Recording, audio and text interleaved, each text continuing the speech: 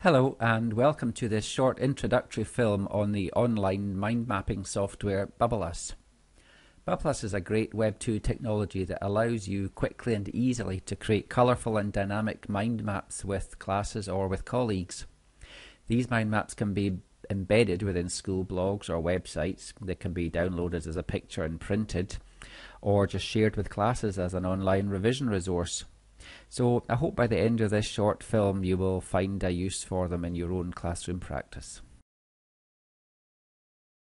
Okay, so let's find our way to the Bubbleless homepage. So if we go to Google and key in bubble.us, the first entry there is Bubbleless, Brainstorm and Mind Mapping Online. If we click on that link, we'll be taken to the Bubbleless homepage. And from here, we are ready to create an account. So if we click the down arrow where it says create an account, it will expand the panel. So we're now ready to add our username and password. So Miss Brodie is going to go for just Miss JB as her username. For a password, again, something very memorable and hopefully the same password as all the other accounts you're creating. Retype it, your name, Miss Jean Brodie, and then your email address, which will be used should you happen to lose your password or forget it.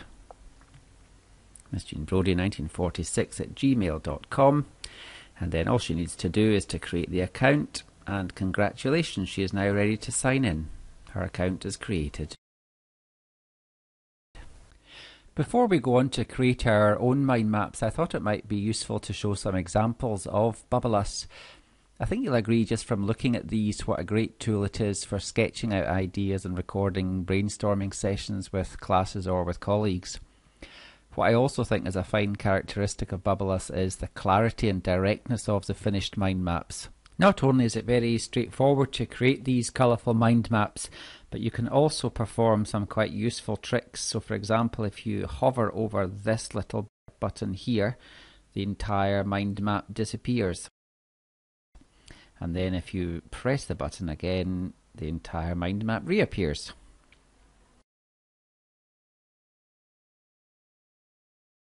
Okay, so I think that's us ready to start mind mapping. So we've created our account in the name of Miss Jean Brodie, we've given her a password. All we need to do now is to sign in and we'll be able to start mind mapping.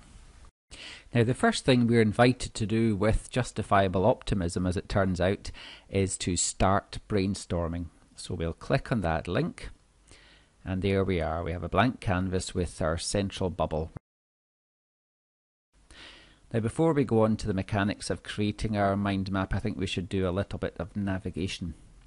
So if we turn our attention to the upper left screen, here we have the option to zoom in and out of our mind maps, which is quite useful if you've created one very large and quite complex mind map. You can use the plus and minus signs. We have the option to undo actions. We can copy, we can paste, we can print our mind map, and we can export the mind map as a picture for embedding in a school website or blog. Then over to the right, we can save our mind maps. And then in this pane here, we get to organize our mind maps, or sheets as Bubbleless calls them.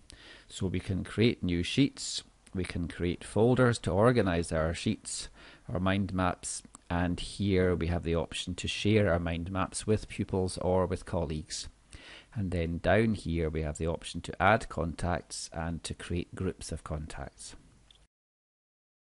Okay, so that's us ready to start creating our own mind map. So we've got our central bubble. I'm just going to zoom in a little on that. Now, if we hover over our central bubble, you see a small menu appears. We're allowed to do a number of different things. This box allows us to change the background colour of our bubble. So if we click down on this, a palette will appear allowing us to alter the colour of our central bubble. And we click outside and hover again, and we can also change the text colour of the bubble. This button allows us to increase the size of the text inside the bubble, and this one allows us to decrease the size. This button allows us to make connections between children, so once you've got an established mind map you might want to draw connections. And then this button clearly allows us to delete any bubble that we've created. So now to insert our first idea, we're going to click inside the button, delete the text there, and let's go for the verb to eat. So having decided what the subject of this mind map is going to be, it's always a good idea in this digital age to make sure that you save your work early. So if we go up to the left hand corner again where it says new sheet, and if we double click in there, we get the chance to change the title of this mind map. So we're going to make this another synonyms mind map, and this time on the verb to eat. Okay, then we click outside, and then if we go over to the right, click the save button, and we will see that our new synonym mind map is there in our sheets pane. Okay, and one last thing you're going to want to do, if you're doing this in real time with the class in front of you, you probably don't want all this stuff around the sides. So there are two things you can do. There's a little arrow beside the save button. If you click on that, you save a bit of space. And then the toggle full screen button, if you click on that, you save some more space again. So that's you've got a nice clear canvas to play with. So that's us ready to start adding children to our mind map. So if we zoom in on the central idea and hovering over it, we notice there's a small call out that says new child bubble. If we click down on that, a child appears. So let's go for Nibble. Click outside, hover back over the bubble, and we see that we've got the option to move, click and drag. So we'll just drag it over to the left. Okay, hover back over the central idea, new child bubble, click down, new child appears. We'll go for Scoff this time. Click outside, hover over, click down and drag. Okay, now we're going to hover over the children to make the text slightly bigger. So we'll go to the little arrow that allows us to increase the text, and there we are. This is now a very speeded up version to give you an idea of how quickly and easily mind maps can be created. I think young learners really take to this software because it's so straightforward to use, it's colourful, it's bright, and is a very useful way of mapping out thoughts or ideas around a variety of subjects.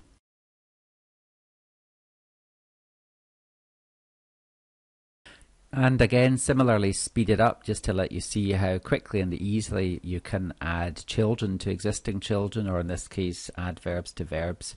And I think you'll see what a great little tool this can be in the classroom.